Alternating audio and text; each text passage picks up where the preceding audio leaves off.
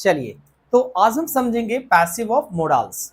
अब जब हम मॉडल एक्सिलरी का पैसिव वॉइस बनाना शुरू करते हैं तो हमारे पास दिक्कत आती है कि पैसिव वॉइस दो तरीके के हो जाते हैं, यानी मोडाल्स दो तरीके का हो जाता है। तो आज हम सिंपल मोडाल्स की बात करेंगे, जैसे आप सिंपल प्रेजेंट इंडेफिनिट आप कहते हो या सिंपल प्रेजेंट टेंस कहते हो, तो आज हम सिंपल मॉडल वर्ब का पैसिव वॉइस करेंगे। तो पहले मैं आपको समझा देता हूं कि दोनों क्या होता है, ठीक है।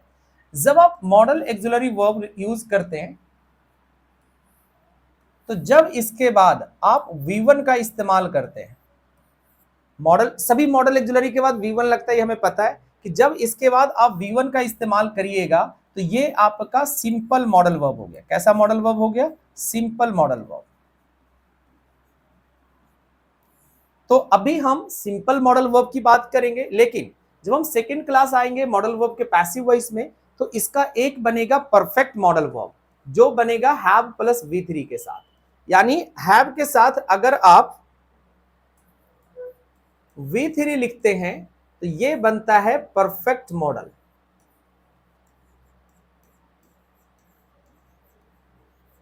तो हमको आइडिया तो लग गया कि दो तरीके के मॉडल एक्सिलरी वर्ब होंगे जो हम पैसिव वॉइस में करेंगे। एक होगा सिंपल मॉडल और दूसरा होगा परफेक्ट मॉडल। इतना समझ में आया? तो अभी आज हम सिंपल मॉडल वर्ब को समझते हैं कि कैसे इसको पैसिव वॉइस में ट्रांसफॉर्म करेंगे।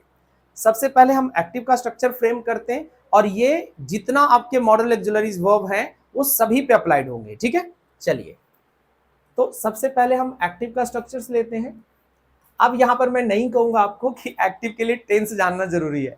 अब यहां पर एक्टिव के लिए आपको मॉडल वर्ब्स के यूजेज को समझना जरूरी है, ठीक है। चलिए, तो सबसे पहले आप लिखिएगा सब्जेक्ट, ठीक है। सब्जेक्ट लिख देने के बाद आपको जो भी मॉडल एक्सिलरी वर्ब यूज करना है, कोई एक, ये नहीं कि दो वर्ब एक ही साथ आप यूज कर लीजिएगा। मॉडल वर्ब लगा लेंगे, फिर आएगा V1 और फिर आएगा ऑब्जेक्ट। चलिए, तो सब्जेक्ट हो गया, मॉडल वर्ब हो गया, V1 हो गया, फिर ऑब्जेक्ट हो गया, ठीक है। चलिए, अब हम बात करते हैं पैसिव वॉइस की। तो पैसिव वॉइस में ऑब्जेक्ट पहले आ जाएगा, जैसे हम ऑलरेडी करते आ रहे थे वैसे हम ऑब्जेक्ट को पहले ले आए। जो मॉडल एक्सिलरी वर्ब है वही मॉडल एक्सिलरी वर्ब हम दोबारा लिखेंगे। ध्यान रखिएगा, ये मॉडल एक्सिलरी वर्ब चेंज नहीं करेगा। अभी मैं नोट पॉइंट लिख दूंगा कि मॉडल एक्सिलरी वर्ब चेंज नहीं करेगा, यानी कि कहने तो पुट कर दीजिएगा, वो डायरेक्ट इनडायरेक्ट में होता है, ठीक है। अब लगाइएगा आप बी। क्या लगाइएगा? बी। और फिर लिखेंगे वर्ब की थर्ड फॉर्म। यानी अब हमको यहां पर समझ में आया कि अगर मॉडल एक्सिलरी के साथ V1 लगा हुआ है तो पैसिव वॉइस में B प्लस V1 लगेगा, फिर लगाइएगा बाई और फिर लगाइएगा एजेंट। चलिए, तो ये स्ट्रक्चर्स हो गया। थोड़ा सा मैं अपने तरफ फैन को मूव कर लूं, ठीक है। तो subject model B plus V1 plus by plus agent हमारा हो गया, ठीक है। अब आते हैं कि इसके एग्जाम्पल्स देखते हैं। तो एग्जाम्पल्स में हम सबसे पहले कुछ एक्टिव वॉइस को लेते हैं। अगर मैं लिखूं शी कैन बीट यू, मैं सभी मॉडल एक्सिलरी वर्ब का पैसिव वॉइस में ट्रांसफॉर्म कर दूंगा, जितने सारे मॉडल वर्ब है, ठीक है।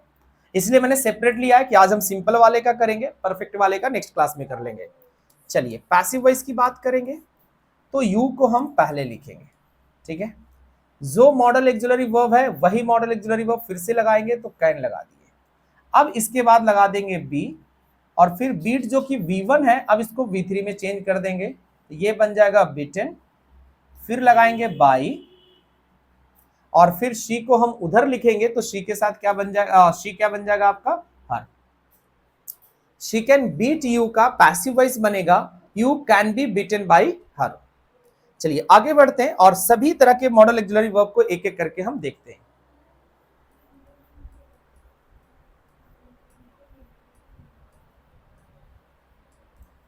You will help me, you will help me, तुम मेरी मदद करोगे।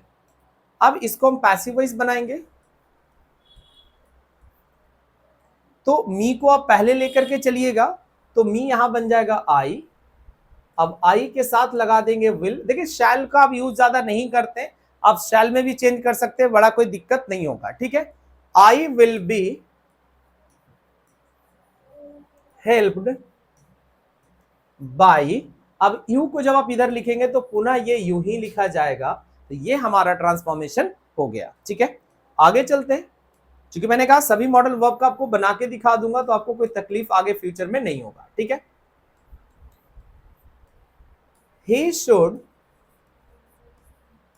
speak English. He should speak English. उसे अंग्रेजी बोलना चाहिए।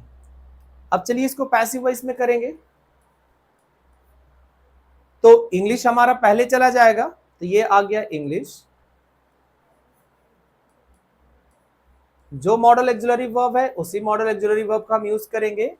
इंग्लिश शुड, फिर क्या लगाइएगा, बी। स्पीक जो कि V1 है, अब इसको हम V3 फॉर्म में लिखेंगे, तो इट विल बी स्पोकन,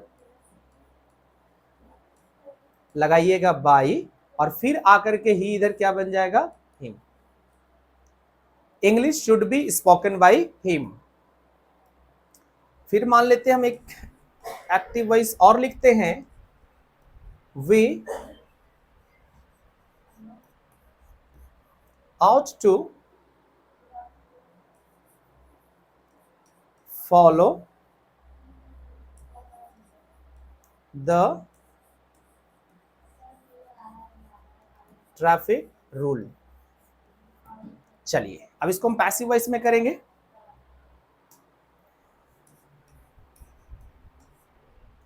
तो क्या होगा, traffic rule ought to be, traffic rule ought to be followed by, क्या लिखेंगे, V इधर आएगा तो क्या बन जाएगा, us। आई होप ये समझ में आ गया कि हम कैसे पैसिव वॉइस में ट्रांसफॉर्म करेंगे। कुछ और देख लेते हैं।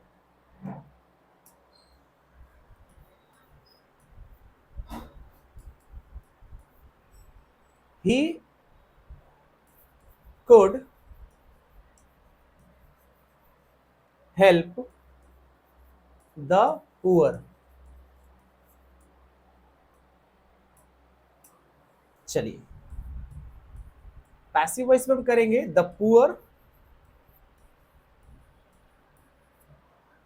could be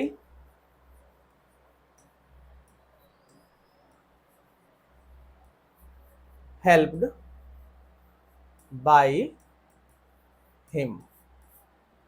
The poor could be helped by him, यानी कि हम कोई भी मॉडल एक्सिलरी वर्ब रखें इससे कोई फर्क नहीं पड़ता है, हमारा जो ट्रांसफॉर्मेशंस का रूल है वही तरह से हम ट्रांसफॉर्म करते रहेंगे। आई होप ये सारा पैसिव वॉइस आपको समझ में आ गया। तो ज्यादा से ज्यादा वीडियो को शेयर, और चैनल पर पहली बार आए तो चैनल को सब्सक्राइब जरूर करिए। Thank you.